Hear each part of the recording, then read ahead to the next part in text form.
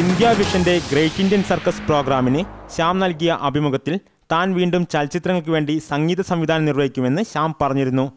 ആ വാക്കുകളാണ് ഇപ്പോൾ യാഥാർത്ഥ്യമാകുവാൻ പോകുന്നത്.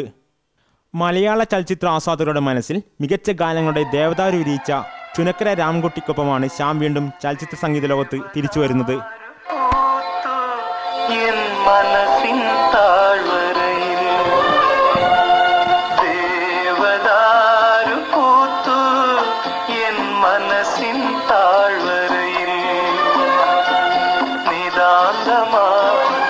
ആയിരത്തി 1982 പുറത്തിറങ്ങിയ ഈ ഗാനമാണ് രാംകുട്ടി ശ്യാം ടീമിന് മലയാളിയുടെ മനസ്സിൽ ചിരപ്രതിഷ്ഠ നേടിക്കൊടുത്തത്. എങ്ങനെ നീ മറക്കുമെന്ന ഈ ചിത്രത്തിൻ്റെ റീമേക്കിങ്ങിനാണ് ശ്യാം ചുനക്കര ടീം വീണ്ടും ഒന്നിക്കുന്നത്. അരോമ മണി എന്ന നിർമ്മാതാവും ഇവർക്കൊപ്പമുണ്ട്. രാമൻകുട്ടിയും ചേർന്നിട്ട് ഒരുപാട് പടങ്ങൾ വർക്ക് ചെയ്തു. ആ ഹാപ്പിനെസ് തിരിച്ച് ഉണ്ടായത്. അപ്പോൾ ഒരു ആഗ്രഹം മണിക്ക് ഉണ്ടായിരുന്നു, ഓൾ ടീം തിരിച്ച് വരണം. അങ്ങനെയാണ് കണ്ടുമുട്ടിയത്. പൃഥ്വിരാജിനെ നായകനാക്കിക്കൊണ്ടാണ് ചിത്രം വീണ്ടും നിർമ്മിക്കാൻ ഉദ്ദേശിക്കുന്നത്. ഭാവനയാണ് നായിക. ചിത്രത്തിന്റെ അണിയറ പ്രവർത്തനങ്ങൾ ആരംഭിച്ചു കഴിഞ്ഞു.